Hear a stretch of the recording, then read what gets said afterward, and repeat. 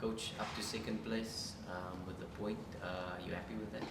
Not really, to be honest, and not out of arrogance or greed, but maybe the match itself. We were not as fluid. Maybe pound for pound made it difficult for us.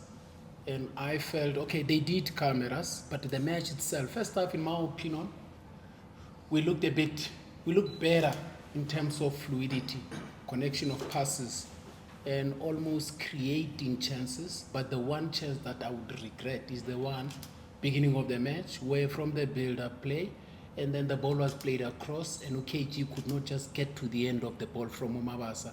Had we scored that goal, the game would have been different. And then again, we're being put under pressure to start from the back, and then we manipulated the structure a bit to create more spaces and rotate players more, and it seemed to be giving us some joy. But still, we didn't create clear-cut chances. Second half just drained us. It was just stop, start, without any fluidity. And even a person who was watching the match, I don't think they enjoyed the second half. Only here and there, one would have loved to have a game that is more fluid. Coming from either side, I don't know whether is it maybe your tactical matches or stalemate or whatever it is, but personally I didn't enjoy the match. With regards to the 1 point, we'll take it. Would have loved to have 3. Position 2, hey, the Sundowns gap is too big, man. 24 points, we are 14, and both on 8. It's quite big, even though we know that Mamelodi Sundowns has raised the bar in many levels. But I think we should try put them under pressure, make the league more competitive. They must feel the pressure. They can't be on cruise mode for too long. We'll stay there, and obviously Golden Arrow still has to honor their fixture to make 8, and then we'll see what happens from there. But happy, not entirely, but one has to. You have to be grateful for whatever you receive. I wish we could have had 3 points, and it was possible we could have. On that note, you've got 2 weeks to prepare for Sundowns, the next after the break. So, what you planning on doing during that period? It goes back. I think it was Mazola who asked a question with regards to momentum and then stop, start.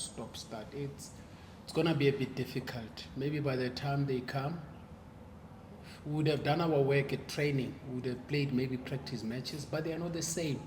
You would have loved to play against Mamelodi Sundowns at the back of some sort of rhythm, match fitness, and some sort of having a feel of the match.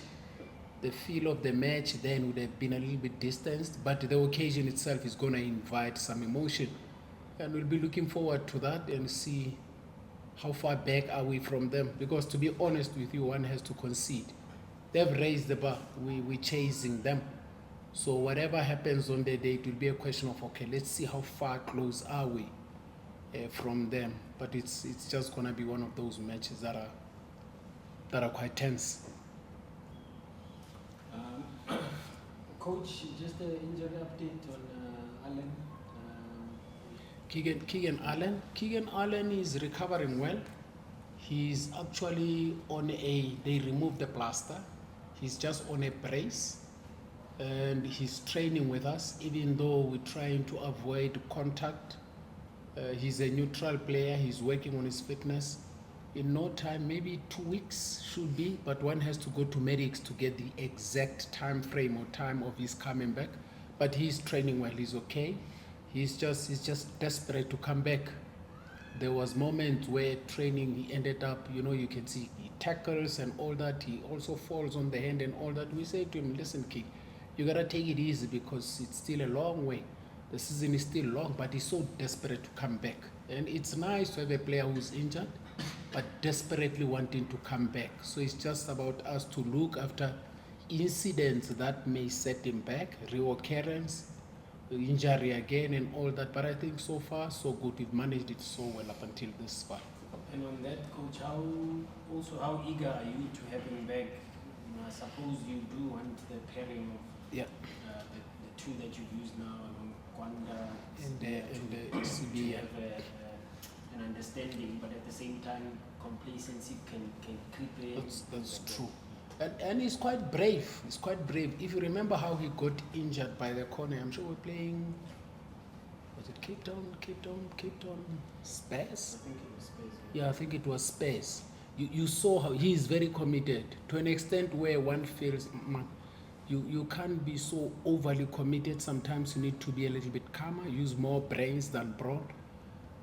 But when he comes back, then it will give you a wonderful opportunity to say you have Kwanda, bless you.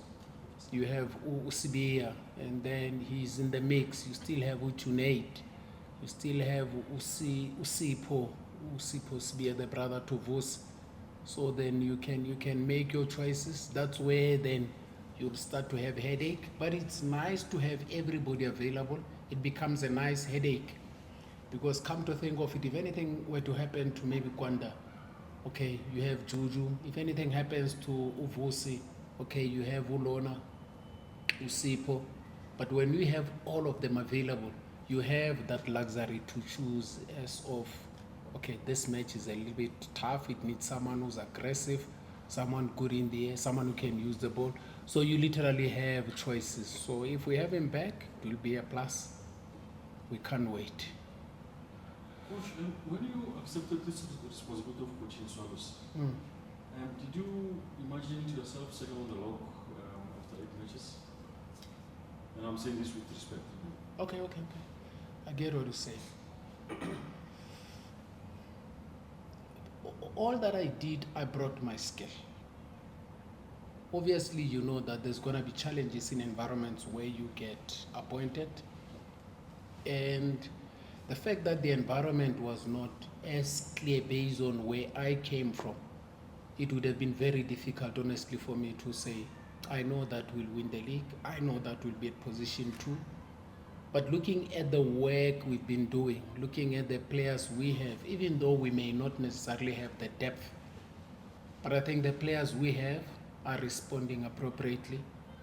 And I'm not surprised but by where we at. In fact, in my honest opinion, we could, worst case scenario, have been at 16 points as we speak. And it would still mean that 16 points position 2. Now, based on the work we've seen come out. But coming in that I expected that, I would be lying.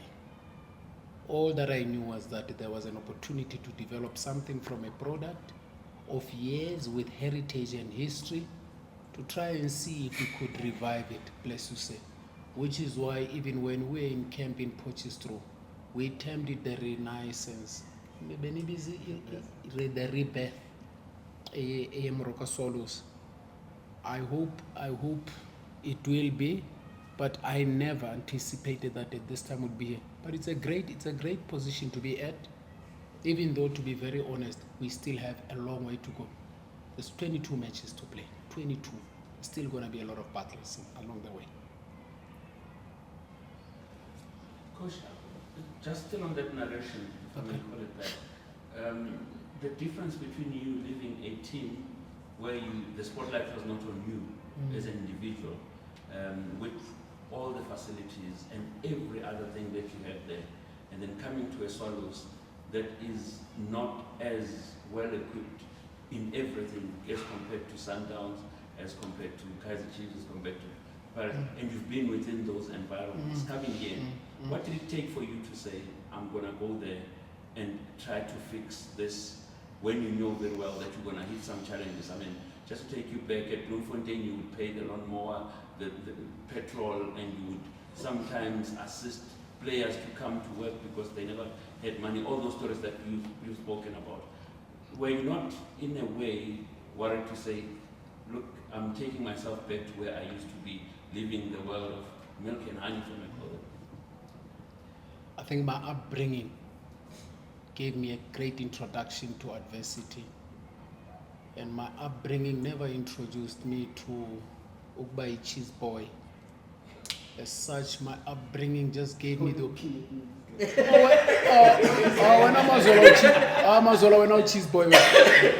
If Mazola were to make a choice between leaving Mamelodi Sundowns and coming to Moroka Swallows, Mazola would say, listen, let me rethink my decisions. Anyway, kidding so.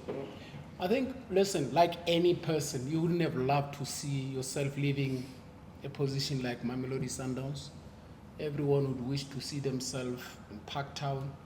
Everyone would love to see themselves at Naturena because it's quite comfortable and cushy. But in every blessing lies a burden. And sometimes it is always best to go to modest environments where you can literally develop a product. And in modest environments, there's a higher level of appreciation than environments that are used to success and all that. It wasn't easy, but what made it easy to me was I come from nothing, Shaba. I'm a product of making yourself. And as such, you are not attached to luxury because you were not brought out of luxury. You were not born out of luxury. So even places that do not have, you could go and live in a town with one donkey or one horse and take into LA, you can go live in Los Angeles even without having a problem. So you gotta be at a level where you understand that an opportunity in an environment that does not have calls for your expertise, that you should come and be part of that improvement. It's a beautiful challenge. Also, when you get to an environment that has everything, it does give pleasure, it does give some sort of satisfaction to see progress, but not entirely, because to be honest with you, the environment is quite enabling.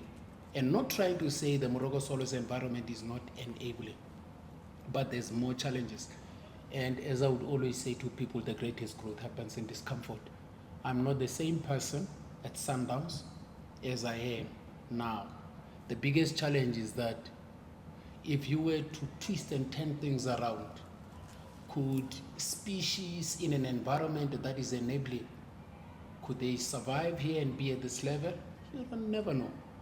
And also, would you then have been better off or be exactly where you at with this feeling and emotion if this environment was quite enabling like you would find in other clubs in the league? That is also a question. But I'm happy that I took up the challenge, and it is exciting to see the product come through because our focus is more on the product. The outcome and the results are just the byproduct of it. I'm enjoying it. There's a lot of challenges, obviously, but it's quite something you look at and say, okay, let's see how we can go with this product. It's developing quite nicely. But I say thanks to my background. Coach? Yes, sir.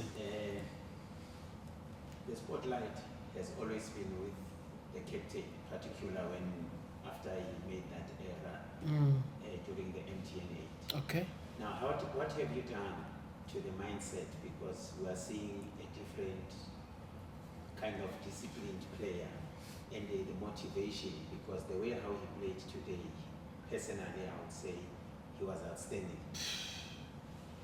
If I had a way, I would say your colleagues must give you a round of applause. That's exactly what my dressing room was saying. I was asking, okay, Palani did very well. And the other question was, it could have also gone to AJ. This guy cuts balls, first passes, anticipates, leads the team, keeps the team together, works. And I think this is the second 90 minutes he completes.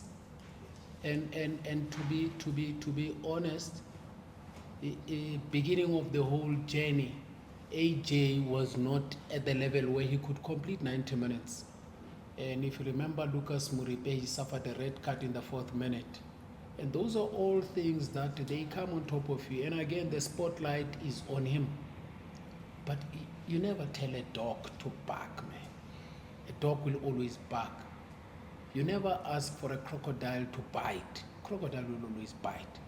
All you need to do is to throw enticing stuff to develop the instinct. AJ does not need to be told what to do. He needs to be presented with scenarios to solve. You sharpen a knife by brushing it against a sharp stone. That's what happens. Any colleagues? Thank you, Coach. I hope you understand.